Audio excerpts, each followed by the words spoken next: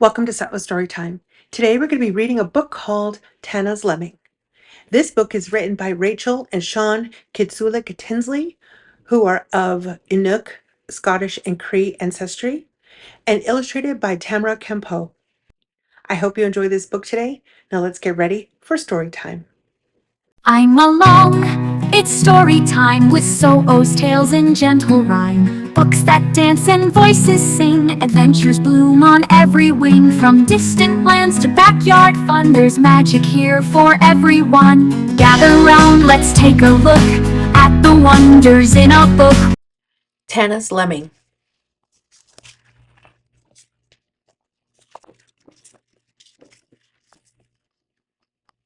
A greeting from Rachel, one of the authors. Stories have hearts, just like people.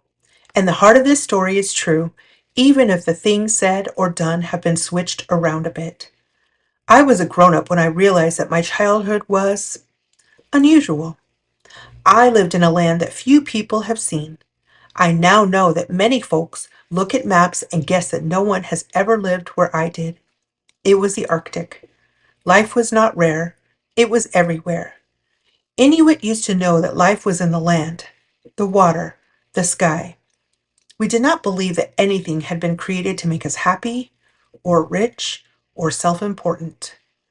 There were giant lives around us, like whales and polar bears. But there were also little lives, like insects or plants. Even sickness was thought to be alive, before we had ever heard of germs. And there were unseen powers to balance the world. We never believed that they needed to be seen or explained, as long as their ways could school us. Here is what Tanna learned from just a lemming and thunder.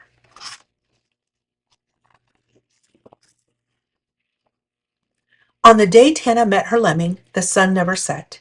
It was the Arctic in summer, so the sun went round and round the sky.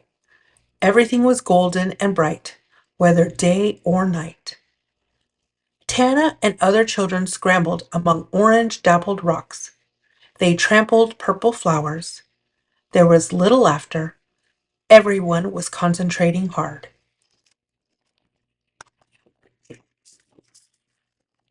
A researcher had arrived in the tiny community. He had offered the children a bit of money if they could catch many of the only things he wanted, lemmings. Tanna and her friends had rushed out quickly. They turned over stones left by long melted glaciers. They stared into shadowy crevices, taking care not to get bitten. Older lemmings could leap a couple of feet in order to attack. Oh my goodness. Tanna was especially good at catching the hopping, racing, fuzzy little rodents. She had already caught 10 that day. Then she overturned her last stone. An especially small lemming stared up at Tanna, eyes like tiny black beads.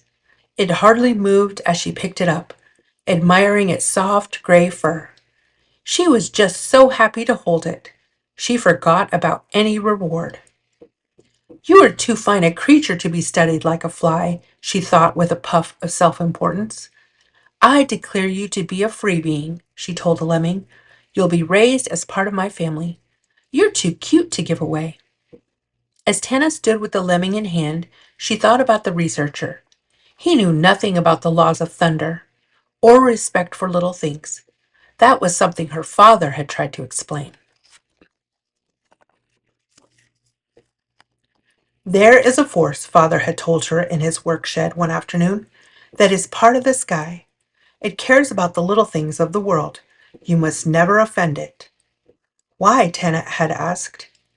Father had frowned, thinking. It's like thunder, he finally said. Thunder is hard to imagine, but when you hear it, you know what it is. Why does it care? Tanna had asked. Because every life is important, Father had answered. Even mosquitoes. Always respect the little ones. If they're mistreated, bad things happen.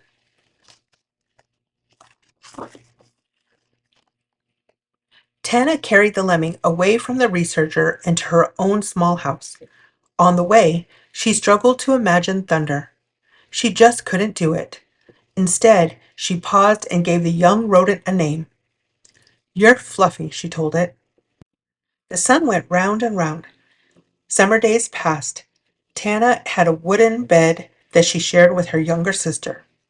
Every morning they woke to Fluffy appearing, ready to munch down a meal of dried oats.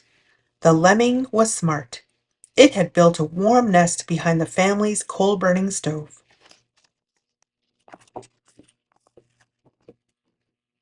Tanna had thought that oats would be the ideal food, but when she brought Fluffy on walks, letting the lemming loose before catching it again, she noticed that Fluffy always stopped to munch on twigs, so that was what Tanna gathered as lemming food.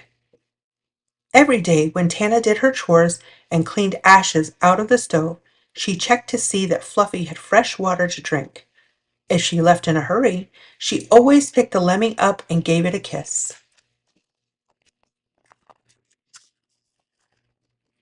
When Tanna went to play with friends, she brought Fluffy in a small wooden box. Tanna's friends took turns holding Fluffy. They were much kinder than visiting researchers who always looked at the lemming and cried, "Ew!"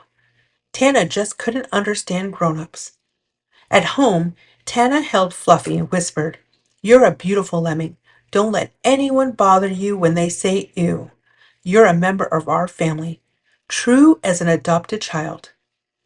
The sun finally set on the day Tanna made a leash. Winter was here. Tanna wanted to make sure she would never lose Fluffy in the snow, so she wove the smallest leash in the world out of bits of yarn. Now she could walk Fluffy like a tiny dog. Whenever the lemming burrowed into the snow, Tanna could pull it back out again. A new school had been built in Tanna's community. One day in class, Tanna looked up at a map on the wall. It showed the range of lemmings over the Arctic. They were everywhere, anywhere it was cold. Tanna looked down into her pocket and at Fluffy, who was now even fluffier and whose coat was turning brown. The lemming was large enough to fill a small teacup. "You don't ever need to worry about the cold," Tanna whispered, "because you'll always live with me." Life with Fluffy became a routine. Wake up, feed the lemming, clean the stove, feed little sister, get ready for school. But one Saturday morning, Tanna heard a scream. Tanna scrambled over to her parents' bedroom. There, her mother knelt by a box of precious sewing materials. They were silk cloths that had been given by visiting friends. Beautiful patterns, fantastic colors, all the way from China. Tanna wasn't even sure where that was. Her mother held up one of the silk cloths, patterned in paisley. It was lovely, rich looking, except that it was full of holes. Fluffy had chosen the sewing materials as a new nest. Tanna had never seen either of her parents cry, but she now watched tears trail down her mother's cheeks. The sight was upsetting in a way that Tanna had never known before.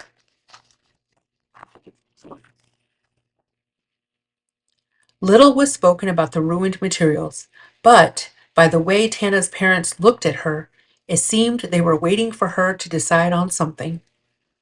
Tanna owned a bag. It was full of pretend doctor's tools, even a toy stethoscope. Her father had bought it for her birthday.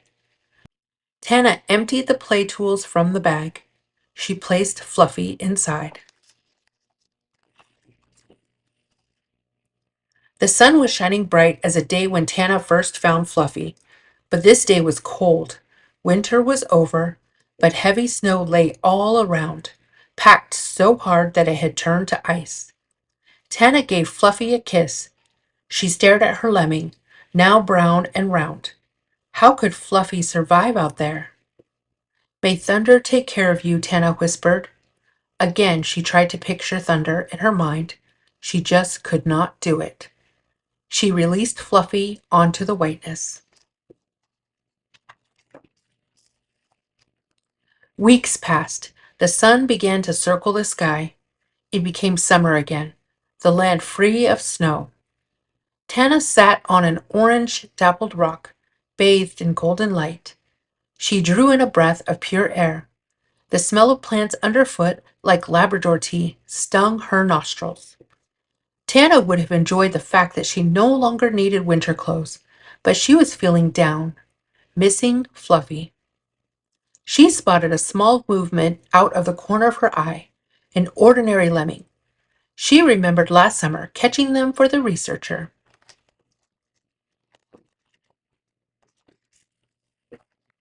Almost an hour passed. Tanna saw another lemming, and another, and many more. Were any of them Fluffi? It was impossible to tell. Most were large, fully grown. Then, like a flash in her mind, it occurred to Tanna. Many of these lemmings had survived the winter, the worst of the winters, Arctic winter.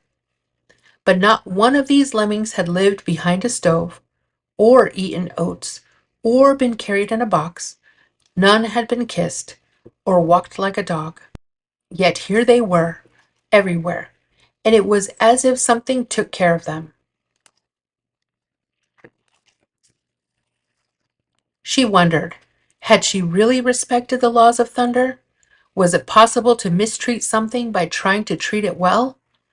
Tanna had only wished to have the lemming. She had never thought about the lemming's wishes. Maybe lemmings wanted other lemmings for family. The sun's face hid behind clouds as Tanna stood, turning her eyes to the sky. She was happy to go home, knowing that Fluffi would never be alone. She heard thunder. The end. Thank you so much for reading Tanna's Lemming with me. I hope you enjoyed this story as much as I did, and I hope that you learned a valuable lesson as well. Don't forget to come back and check often as I read new stories each week. Have a beautiful day.